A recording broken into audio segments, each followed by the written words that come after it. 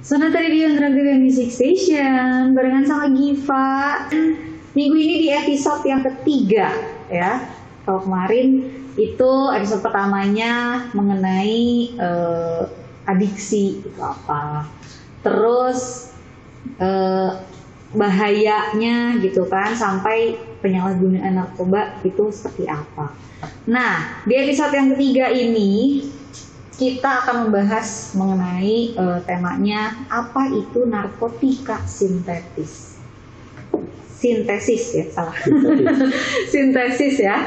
Sintetis ya, benar ya? Oh, benar, sintesis. Nah, sekarang nih di hadapan Giva sudah ada dua narasumber yang luar biasa juga. Kita kenalan dulu ya sama bapak-bapak yang ganteng ini nih di depan Giva. Assalamualaikum warahmatullahi wabarakatuh, Pak. Waalaikumsalam warahmatullahi wabarakatuh. Nah, boleh perkenalan dulu Pak nih sama Mitra Sonata, mangga. Ya, terima kasih banyak Teh Giva. Ya. Selamat sore buat pendengar Sonata. Kenalkan, nama saya Irfan Akmal.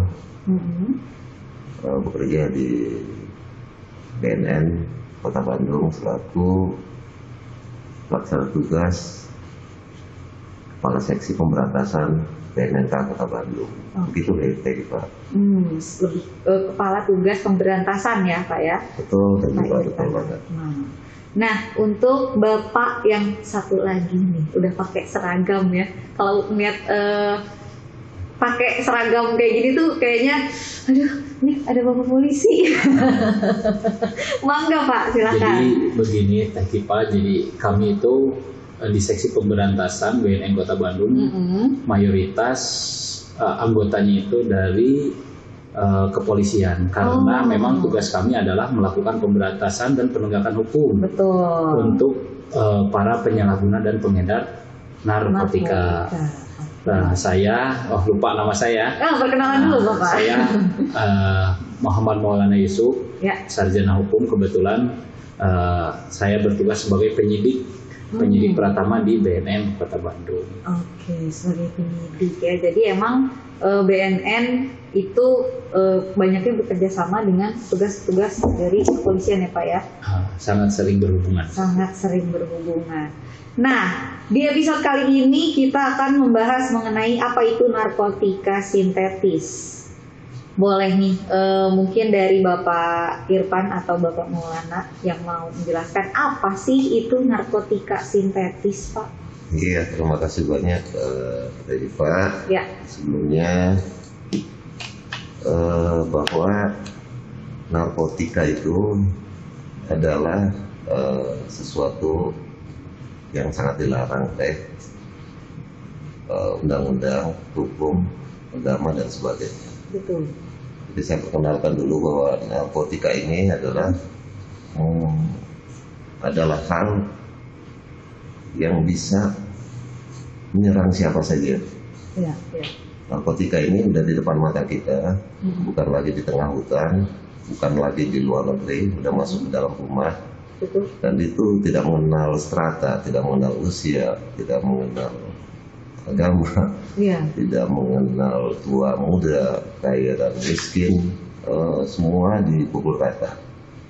Artinya kalau memang kita tidak punya kemampuan untuk menolak itu, artinya kita juga bisa kena. Nah, terkait tentang apa yang disampaikan tadi bahwa narkotika sintetis ini pengertiannya seperti inilah. Sintetis itu artinya tiruan atau buatan lah. Jadi tiruan yang sudah dibuat.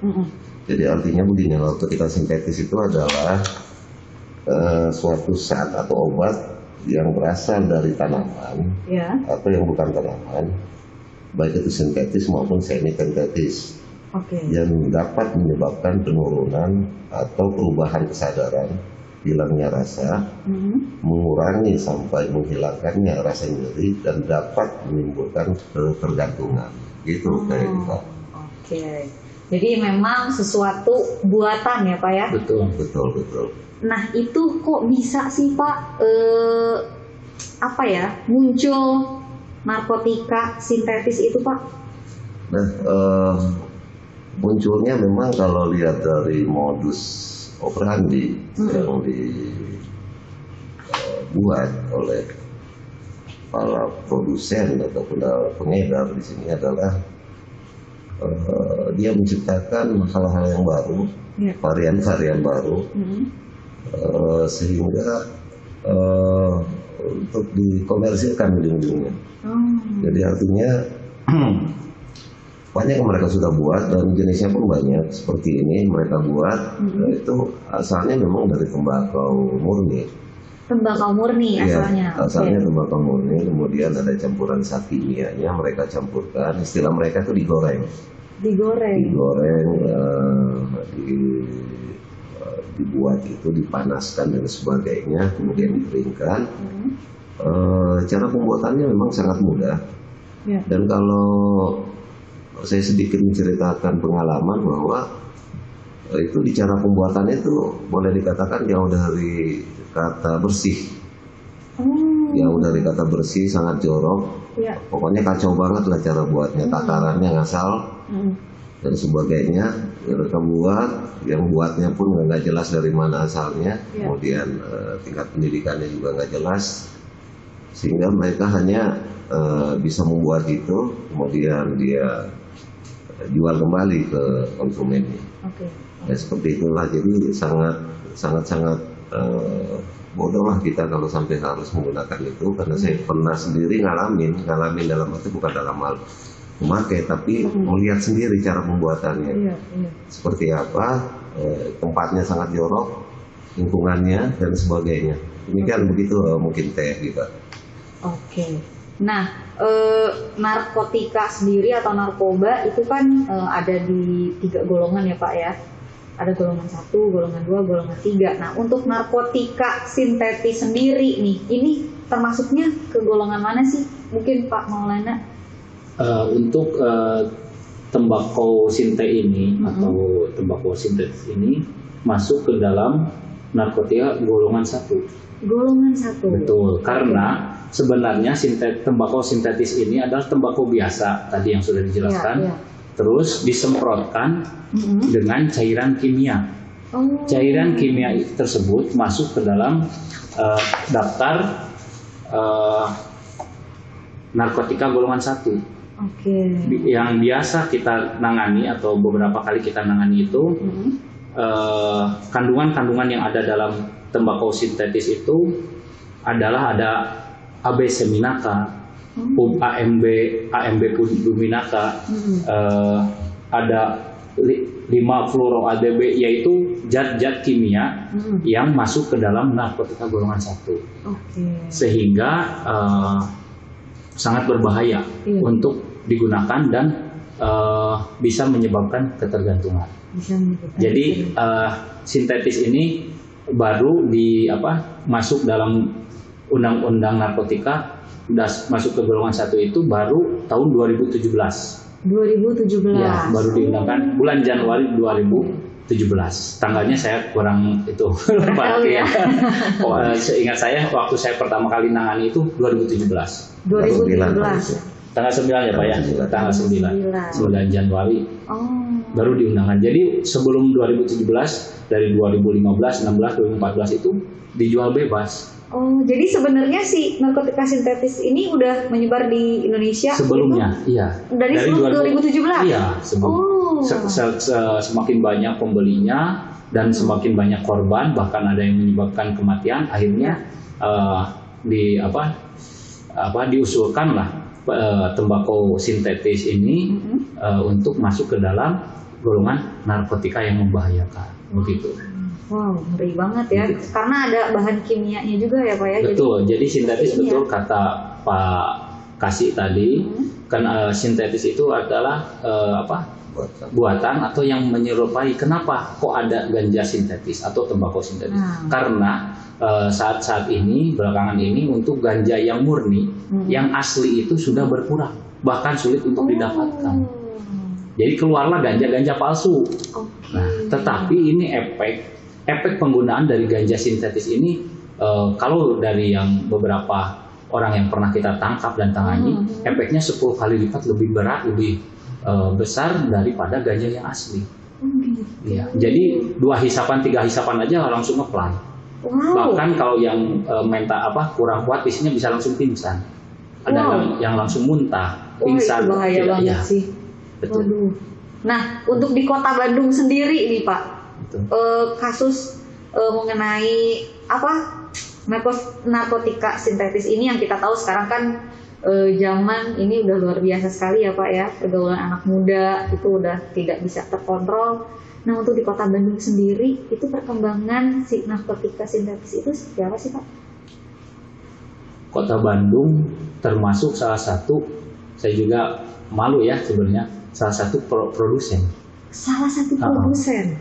Beberapa tahun yang kebelakang, tahun 2020 ya atau 2021, Polrestabes Bandung kan pernah mengungkap produsen di salah satu apartemen di Kota Bandung ini. Wow.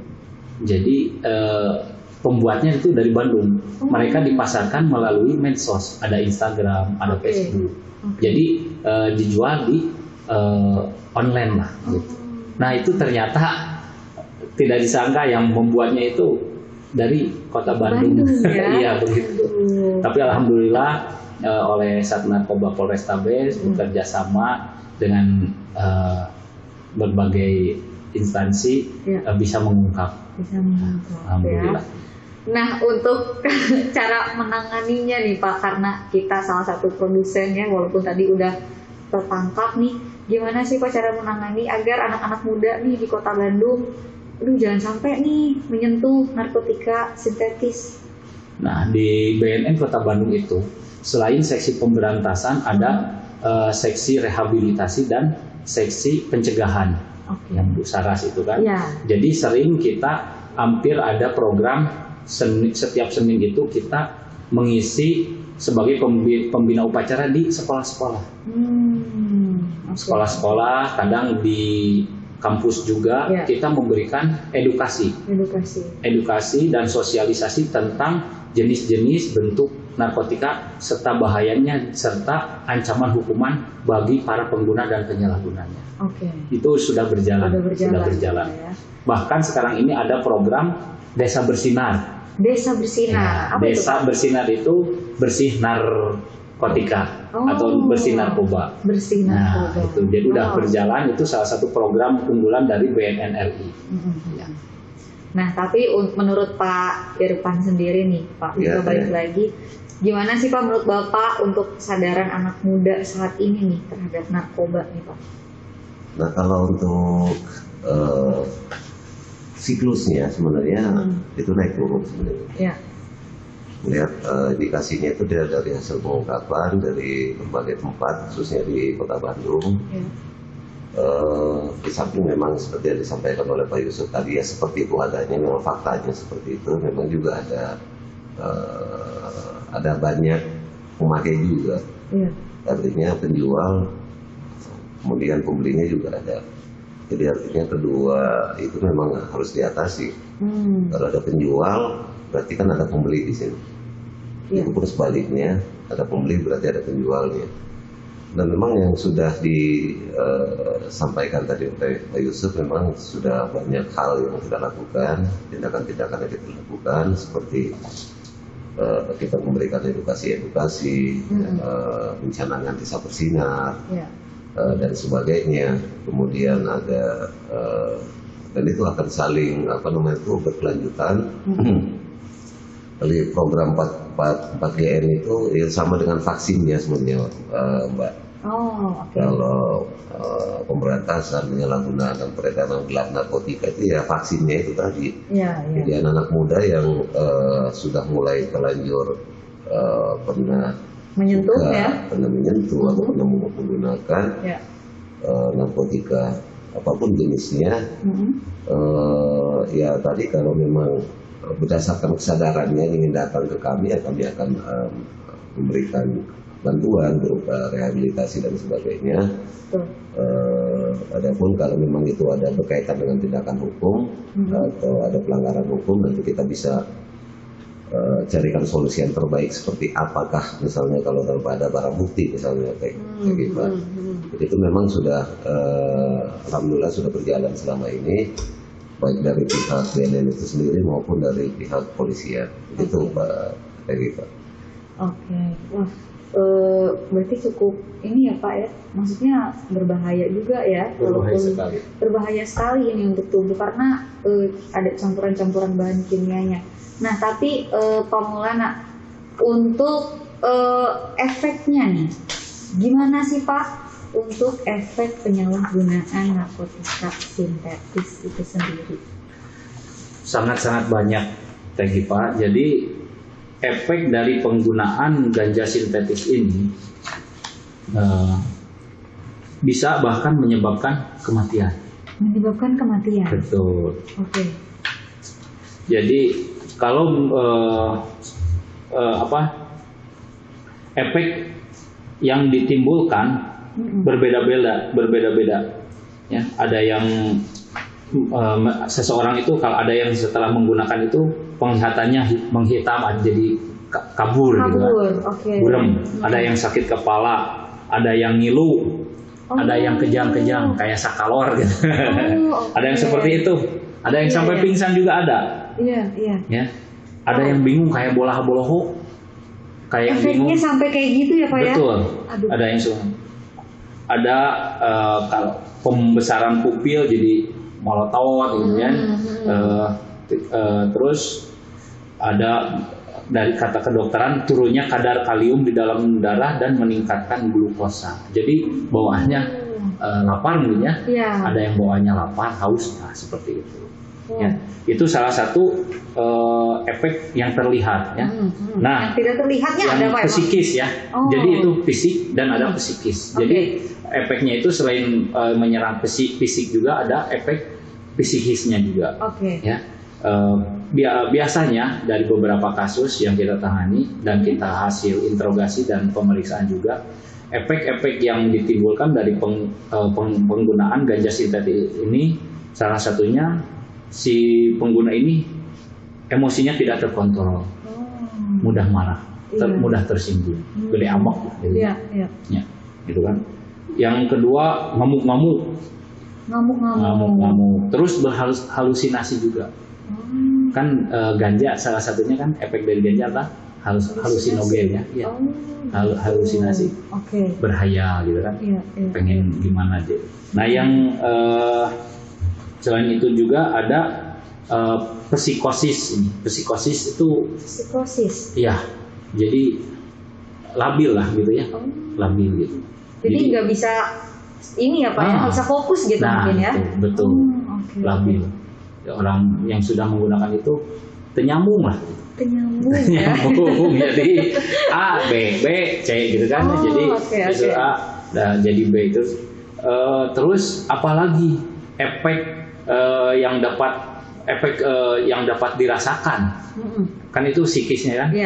Efek yang dirasakan itu banyak juga selain psikis. Fisik ini salah satunya adalah nyeri. Ada yang nyeri dadanya. Baru 3 sedotan langsung nyeri dada. Ada yang pusing, ya. Ada yang mual sampai muntah, kita lihat sendiri. Muntah. Ya. Bapak pernah menyaksikan itu? Menyaksikan sendiri. Ini ada sampai menyaksikan sendiri. Terus ya sakit kepala yang itu sama. Jadi parah sekali. Ya. Tapi berdasarkan informasi dan keterangan-keterangan yang sudah kita himpun bahwa efek ini dari ganja sintetis ini nggak berlangsung lama Teh. Oh, jangka waktunya nggak lama ya, berarti? Cuman 30 sampai 1 jam. Setelah itu hilang lah. Setelah pemakaian 30 sampai 1 jam aja efeknya. Betul. Karena ini ya sintetis itu palsu gitu kan. Berbeda dengan ganja ori gitu kan. Tembakau kering original gitu kan. Nah ini Pak ini nggak lama kok, 30 menit juga udah sembuh lagi saya gitu kan. Bahkan kalau yang udah kecandu, udah yang udah kecanduan, mungkin mereka kayak biasa aja ya Pak ya. Kayak biasa. Bahkan nyedot juga biasa, malahan ngelamun enak seropa aja. Malah jadi kayak ngerokok mungkin ya. Betul, kayak ngerokok. Kalau yang nggak biasa misalkan orang yang belum biasa kita kasih bisa pingsan, sampai muntah. Bahaya betul sih. Sampai seperti itu. Wah, bahaya sekali. Bahaya sekali ya. Betul. Tapi untuk hukumannya nih Pak, kalau misalnya yang menggunakan narkotika sintetis tadi atau ganja sintetis dengan ganja original itu beda nggak sih Pak? Nah, ini dulu pernah beberapa kali ada apa ya disebutnya teh berbagai pendapat. Akhirnya kita sepakat bahwa ganja sintetis dan ganja asli itu sama-sama golongan 1 dan pasalnya pasal yang sama yaitu 111. Oke. Ya.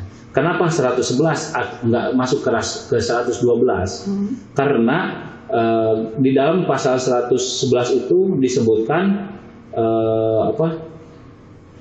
dalam bentuk tanaman. Dalam bentuk tanaman. Nah, ya narkotika golongan 1 dalam bentuk tanaman.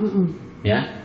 Dipidana penjara paling singkat 4 tahun loh dan paling lama 12 tahun. Wow. Paling singkat 4 tahun dan paling lama 12 tahun. Itu kalau di bawah 1 kilogram atau melebihi di bawah 5 batang pohon. Kalau di atas 1 kilogram itu paling singkat 5 tahun dan paling lama 20 tahun. Wow, 20 tahun. Nah, itu tadi pertanyaannya masuk ke golongan yang pasal berapa? Iya. Nah, untuk ganja sintetis dan ganja yang ori ya, itu sama-sama masuk ke dalam pasal 111. Masuk dalam pasal 111. Karena ganja sintetis ini bahan dasarnya adalah tembakau juga. Tembakau berasal dari tanaman juga ya. Nah, kalau ganja itu daun. Ya. Daun ganja kan yang dikeringkan. Betul. Asalnya dari apa? Tanaman daun ganja. Kalau ini tanaman tembakau. Jadi sama-sama masuk pasal 111 Undang-Undang 35 2009 tentang narkotika. Begitu. Jadi sama ya sebenarnya untuk sama nggak ada beda. Ya. Aduh, ini luar biasa banget sih. Kayaknya jangan sampai deh ya nih anak-anak Bandung. Tapi ini Pak di Bandung sendiri Pak untuk tahun-tahun kebelakang ini mungkin 2021-2020 itu gimana tuh Pak untuk kasus ganja sintetis? Kalau kasus ya di BNN Kota Bandung khususnya tahun 2021 itu kita tidak menangani ya, tapi mungkin karena efek dari sudah terungkapnya oleh Polrestabes di akhir tahun 2020 itu bandarnya sampai tertangkap 9 orang. Barang buktinya sekitar 130 sampai 130 kilogram itu. 150 kilogram. 150 kilogram. Ya, 1,5 kilo. Wow. 1,5 kilo. Itu banyak ini. banget. Nah, semenjak pengungkapan kasus tersebut di Kota Bandung agak menurun. Agak menurun. Jadi kita fokus ke kasus yang agak ramai lagi gitu. Kalau itu agak menurun, kita nyari yang agak ramai nih, gitu kan? Gitu. Ganja sintetis sudah mulai menurun ya Pak ya. Berarti untuk sekarang masih bisa apa ya? Udah terkendali lah Pak ya? Terkendali sih belum ya, tapi kayaknya susah kalau sampai terkendali. Terkendali susah ya Pak ya? Susah. Oke. Terkendali kesannya tuh kayak kita barengan gitu. Susah lah. Ya. Susah ya. Karena kalau gimana pun juga pasti tetap ada aja ya Pak ya. Pasti ada. Walaupun misalnya yang di Bandung nih udah tertangkap, udah terungkap. Surabaya. Bisa jadi di kota mana-mana ya. Iya, karena ini isu juga mereka bisa lewat online sebenarnya. Sekarang rata-rata mereka itu lewat online. Yang itu yang pertama. Yang kedua, dalam modus operandinya mereka itu ditempel, ditaruh di satu tempat, kemudian diberikan maps antara pembeli dengan penjualnya itu mereka juga tidak saling kenal. Jadi setelah transfer dikirimkan maps, ambil di sekitar sini, sudah ditempel di sini dan sebagainya. Itulah yang sedikit membuat kita menjadi kendala juga di lapangan dalam hal untuk mengungkap gitu kayak gitu. Oke. Nah mungkin untuk cara mengatasinya nih Pak, untuk yang masih kayak jualan-jualan online, apakah ada hukuman atau sanksi-sanksi itu gimana sih Pak? Sebenarnya begini Pak, kalau Online itu yang masih menjual online gitu. Lewat itu kan biasanya lewat akun pribadi tuh, baik di Facebook maupun Instagram. Dan memang juga banyak yang terungkap dari Polrestabes, Polda dan sebagainya, udah banyak mengungkap. Tapi memang agak sedikit ada kendala juga, tapi bukan kendala yang berarti juga. Kalau memang sudah kita dapatkan, kemudian kita bisa ambil akun dan sebagainya, katanya dia beli dan bagaimana modusnya.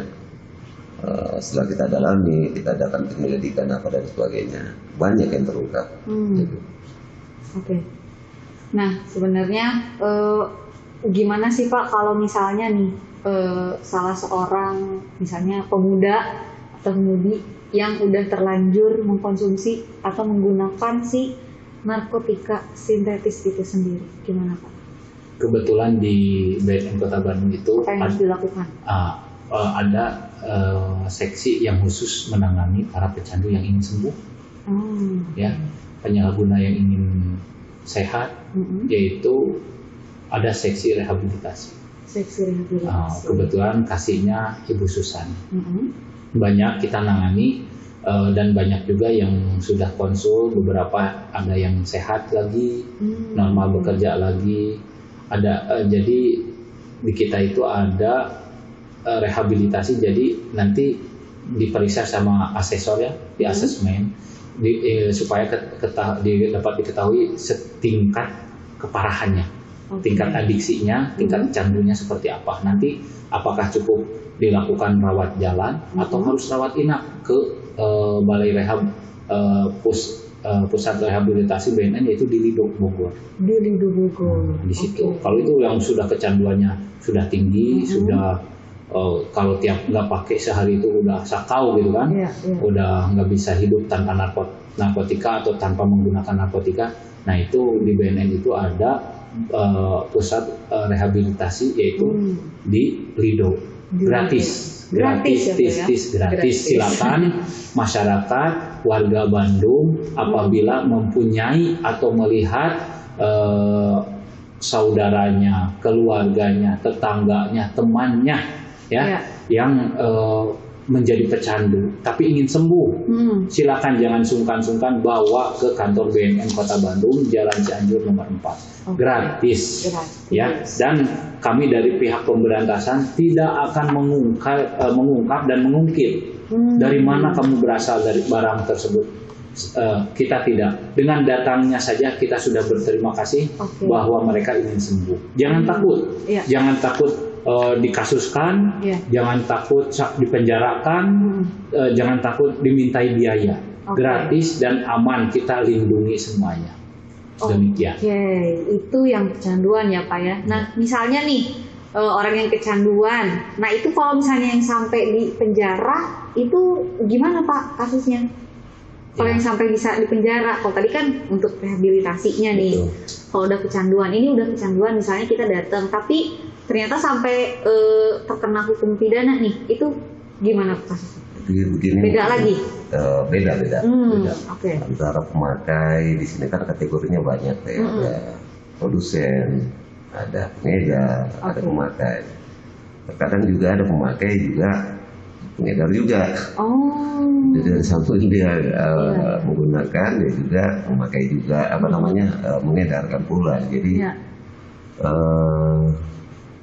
di saat mungkin dia diamankan atau ditangkap, itu ada barang bukti.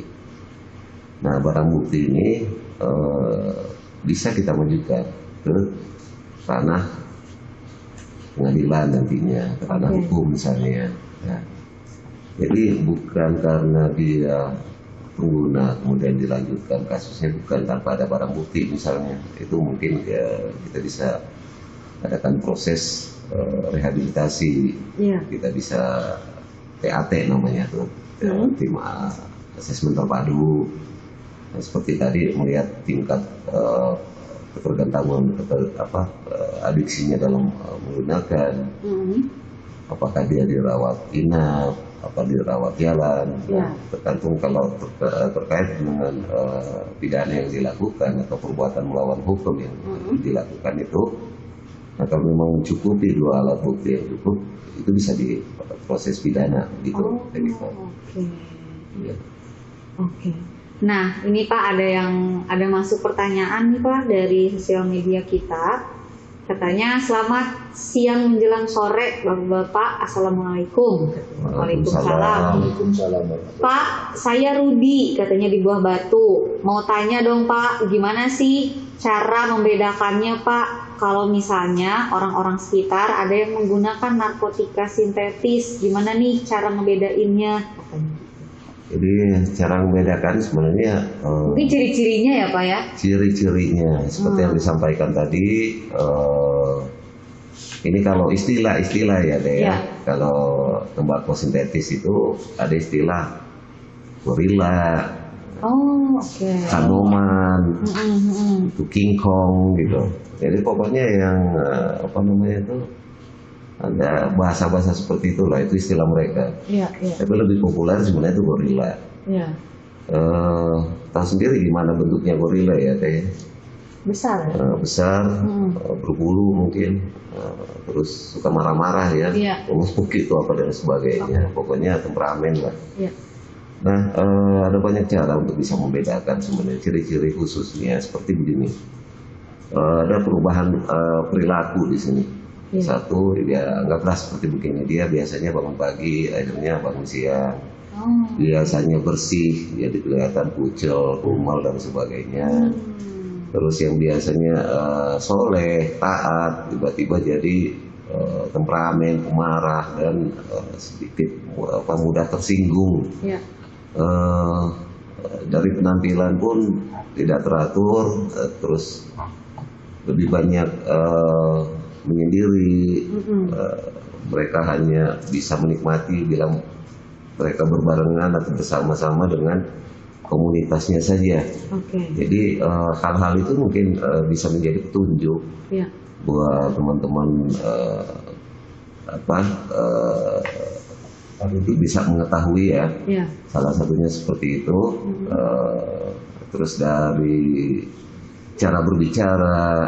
Ya, cek orang Sunda mah balelong gitu deh. Kalau ngomong tuh jadi nggak jelas apa yang ngomongin, matanya kelihatan mengantuk terus, kemudian sedikit merah, di situ ada garis merah di sayu dan tidak fokus.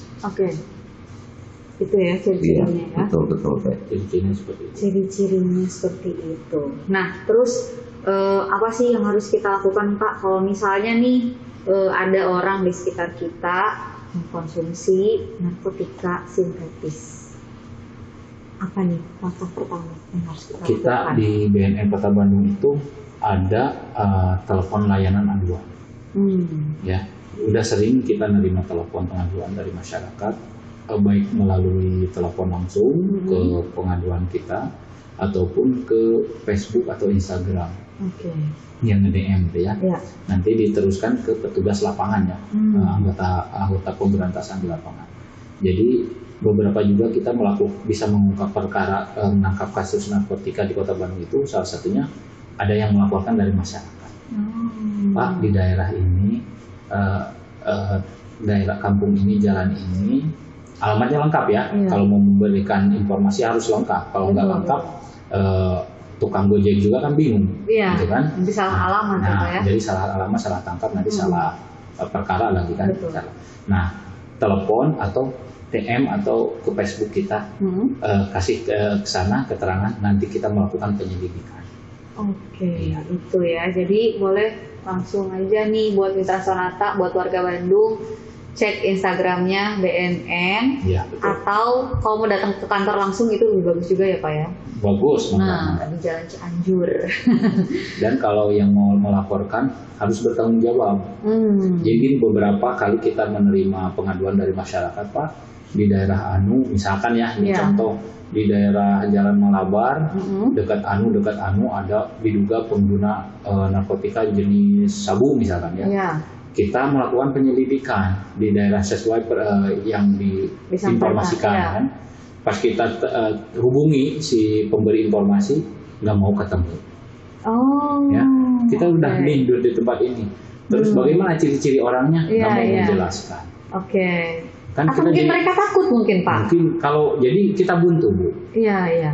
Tapi kalau insya Allah kalau informasinya jelas, datanya jelas, ya bertanggung jawab lah si pemberi informasi. Mungkin tidak lama juga kita bisa mengungkap, bahkan menangkap si orang tersebut. Begitu Bu. Iya ya. Jadi mungkin untuk yang mau ngelaporin atau apa itu nggak usah takut juga ya Pak dilindungi, ya. Karena pasti dilindungi dan harus bertanggung jawab atas laporan yang kamu laporkan. Betul. Gitu.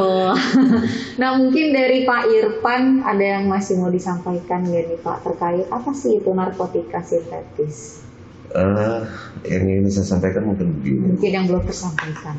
Mungkin ini himbauan aja mungkin bahwa berhentilah menggunakan narkotika jenis apapun karena itu nggak nguntungin sama sekali. Betul.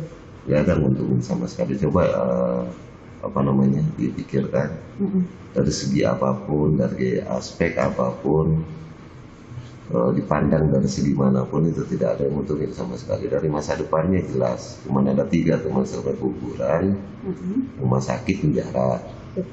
Nah, dari sisi ekonomisnya coba dipikirin, coba harga sabu itu di kisaran 1 sampai 1,5 juta. Wow. 1 gram. Yang lebih mahal dari emas. Mendingan beli emas ya. Betul. Iya, 1 gramnya segitu. Emas 700-500 ya. Iya. Ya, itu lihat dari manapun, dari ekonom manapun bilang itu sangat merugiin Mbak. Betul. Harga emas aja cuma 500-600, ini 1 gramnya itu pun nggak full gitu. Takarannya gitu, dari segi psikologisnya jelas Anda merusak diri sendiri. Betul.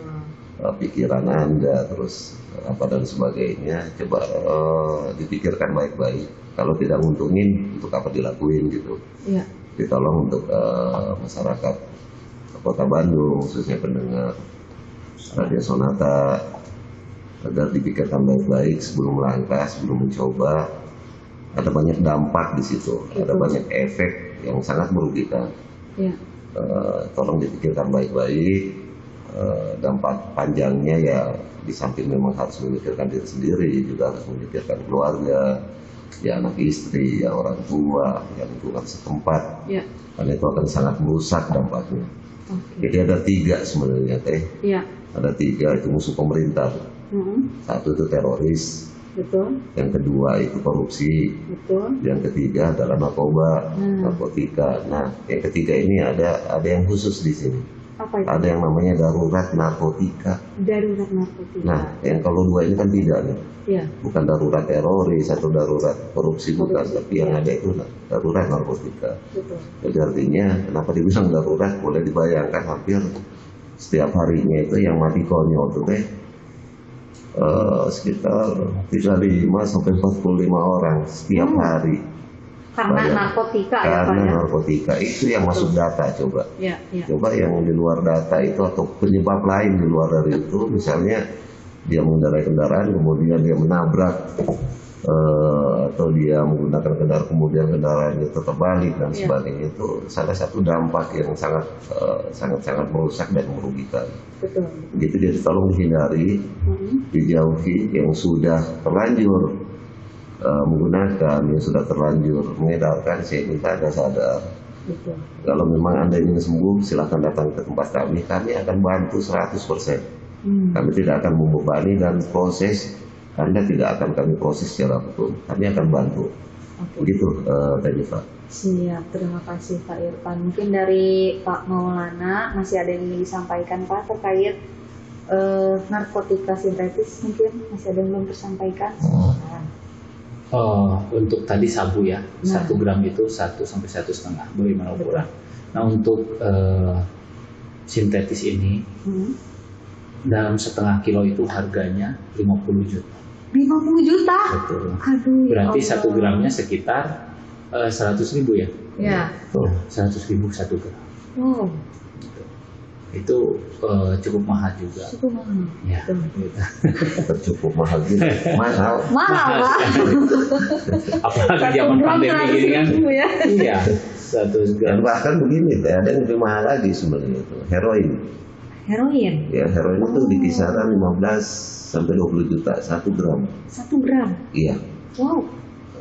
Makanya kenapa ini banyak yang menginginkan karena mereka tergiur oleh keuntungan, tergiur oleh sesuatu yang mudah untuk mereka dapatkan. Dan sebenarnya mereka yang begini sebenarnya kita itu mereka tidak butuh tidak butuh ilmu yang tinggi, sekolah yang tinggi. Mereka cuma butuh satu, yaitu keberanian.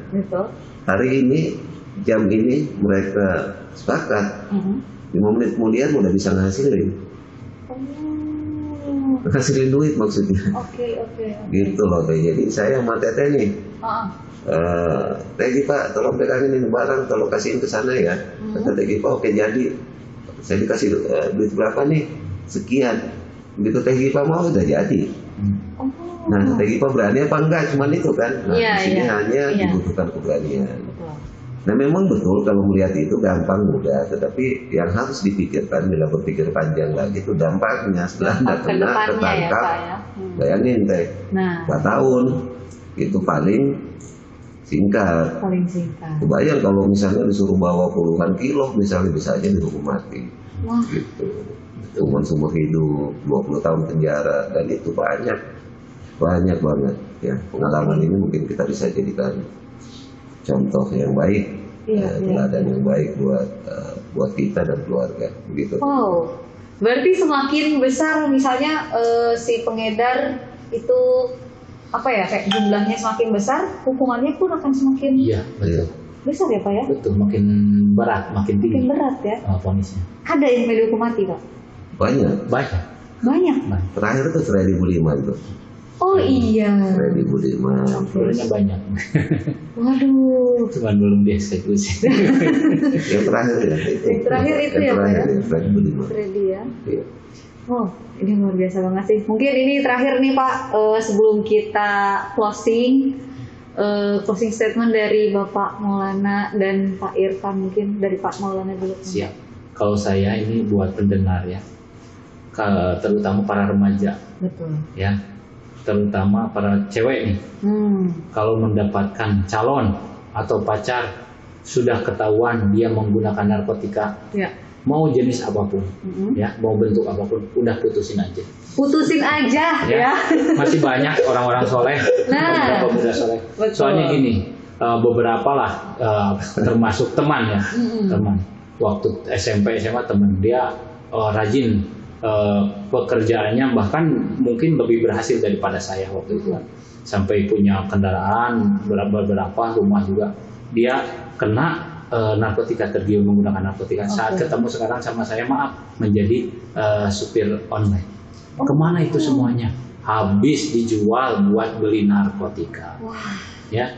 Nah, untuk itu buat cewek-cewek nih, cewek-cewek Mojang-Mojang Bandung, kalau pasangan kita ketahuan dia menggunakan obat misalnya, ya kan sekarang lagi ramai kan obat-obatan apalah itulah, ya obat-obatan yang dijual, apalagi narkotika. Tembakau gorila, sabu, ganja, inex, ya, heroin dan yang lain, udah dirinya aja tidak disayangi, ya enggak. Gimana mau nyayangin kita ya Pak ya? Bagaimana mau menyayangi anak dan istri? Udahlah, masih banyak yang baik. Contohnya saya gitu. Kalian ya Pak ya? Pak, kayaknya curhat ya. Curhat ya. Pengulangan ya curhat ya. Kan orang Bandung aku dulu. Iya benar-benar. Harus bener. Oke, itu aja ya Pak ya. Pengulangannya cukup Pak? Cekap. Nah, Pak Irfan Pak enggak? Kalau saya mah hidup sehat itu lebih indah. Ya. Lebih bermakna, lebih bermanfaat. Ada banyak yang bisa kita lakukan. Yang nggak mau terjebak ke dalam hal yang rusak. Ya. Tolong disadari segalanya bahwa hidup ini hanya sementara. Jadi teman-teman juga jangan sampai menggunakan. Yang sudah menggunakan segera berhenti sebelum Anda ketangkap misalnya, sebelum Anda masuk penjara, overdosis dan meninggal. Jadi mungkin itu aja dari Pak yang ingin saya sampaikan buat pendengar. Insya Allah mudah-mudahan kedatangan kami itu bernilai ibadah yang baik buat kami dan Radio Sonata berikut dengan pendengar-pendengarnya gitu. Luar biasa. Salam sehat. War on drum tanpa narkoba. Salam sehat tanpa narkoba. Terima kasih sekali lagi buat Bapak Irfan dan Bapak Maulana sama-sama yang sudah hadir. Luar biasa, cukup mengedukasi ya. Semoga nih Mitra Sonata, Margi Bandung, para remaja-remaja nih yang ada di Kota Bandung jangan sampai menyentuh atau apalagi menggunakan narkoba ya atau narkotika. Pokoknya mah jauhi ya, nanti kamu yang rugi. Betul. Oke, mungkin Giva mewakili Bapak Irfan dan Bapak Maulana pamit. Terima kasih buat kamu juga Mitra Sonata yang udah gabung. Sekali lagi mohon maaf bila salah-salah kata. Semoga perbincangan ngobrol cager bareng BNN Kota Bandung di episode 3 kali ini bisa bermanfaat dan menambah pengetahuan kamu. Amin. Terima kasih banyak. Amin. Ya, silakan Pak Irfan. Terima kasih banyak Pak. Iya, terima kasih juga Pak Irfan, Pak Maulana sekali lagi. Giva pamit. Wassalamualaikum warahmatullahi wabarakatuh. Waalaikumsalam.